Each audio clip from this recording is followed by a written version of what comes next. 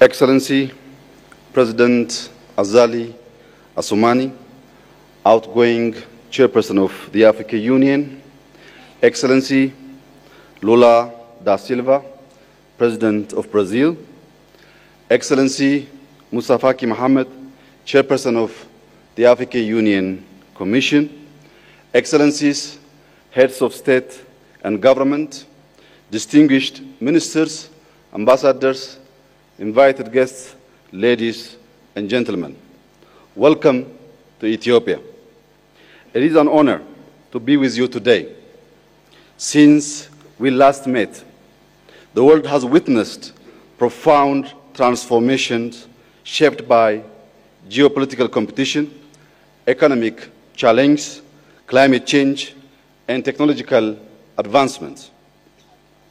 While we celebrate the African Union permanent membership in the G20 and the opportunity it gives the continent to be heard on global issues, there are still important questions we need to address. What role do we, Africans, want to play in this evolving global power structure? And how do we become key players in the distribution of economic power? In an attempt to answer these questions, allow me to take a step back in history. Africa is where modern humans arose. Our ancient kingdoms and empires were home to many significant inventions and innovations, particularly in agricultural techniques, in the use of medicinal plants, and in the construction of impressive architectural structures, all being a testament to Africa's important contributions to the world civilizations in critical areas such as science, technology, and education. However, our continental path towards greater achievements and progress was disrupted by colonialism. The strategic approach of the colonial powers was centered around dismantling the core essence of our nations, undermining our knowledge, our spiritual and cultural heritage, replacing our ancient education systems with Western-style education that was introduced as being superior. Even though Ethiopia dealt colonialism a heavy blow at the Battle of Adwa, attempts to undermine Ethiopia's unity by exploiting our diversity to perpetuate ongoing conflicts continued throughout the centuries. Excellencies, ladies and gentlemen, uncovering these deep historic facts and bringing them to light is necessary to move forward for us as Africans for greater self-determination and dignity. Our land is rich. We are blessed with favorable weather, arable land, water, forests, natural resources, and a large youth population who embody the great potential of our continent. We should not be seeking for aid. In order to grow and ensure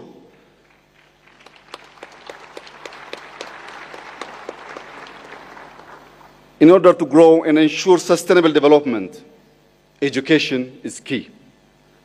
In the last 5 years, Ethiopia has made significant progress towards universal access to education. We have built over 30,000 kindergartens and primary schools. We are heavily investing in secondary schools and TVETs to ensure quality and skills development as well as meet labor market needs. Today, new technologies and innovative learning models can help our continent leapfrog into the future.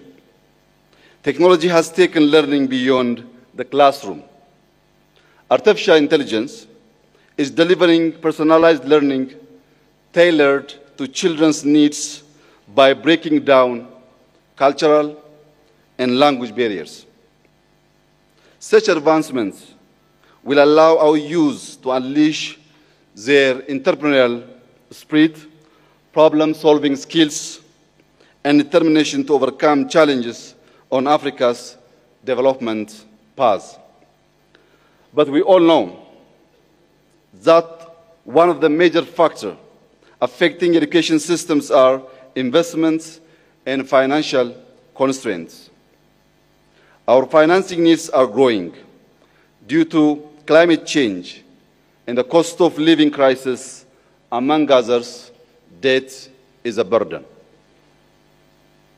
Inequalities in the international financial architecture makes access to finance inadequate and expensive. The world needs to internalize the fact that the population projection of Africa in 2015 is 2.5 billion people, making us the most populous continent in the world. Africa's rise should be important to the entire world. We need to grow. We need to build infrastructure, assure food security, strengthen our health and education systems, and create jobs. All of this requires long-term financing. While I renew my call to all major financial agencies to consider the realities of today's world, and particularly for middle and low-income countries, allow me to draw your attention on some of the opportunities our continent has for the Africa we all want. First comes Africa's thriving digital economy. Majority on the continent have phones, and mobile data is rapidly growing. We are starting to produce large data sets that the AI system require to allow us to learn, make prediction, inform our policies, and act. Having a robust Pan-African data governance strategy aligned with the principles of Agenda 2063 will boost the continent's competitiveness, ensure productive cross-border data flow, and protect individual rights. In addition, increasing infrastructure connectivity between our countries by building roads, airports, ports, rail networks, pipelines, and communication networks will link communities, increase trade, and enable economic integration. Furthermore, I would like to touch upon the need to secure peace and stability, which are, of course, the necessary foundation for economic and social development. Ethiopia firmly believes that regional and continental integration is essential to diversify our economies, ensure peaceful coexistence among us neighbors, and work together for our common growth. Africa needs strong regional and continental platforms where national development challenges from a geographical, logistics, and security perspective are taken into consideration.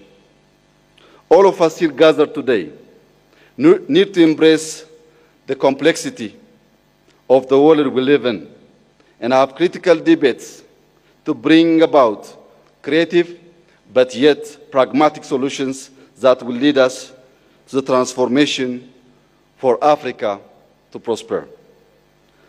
I conclude by thanking our outgoing chairperson, President Azali Assoumani, for his leadership and for representing our organization on the global stage. Allow me to also warmly congratulate our new chairperson, wishing him success during his tenure. I wish you all a fruitful summit, a fruitful stay in your second home, and God bless Ethiopia, God bless Africa. I thank you.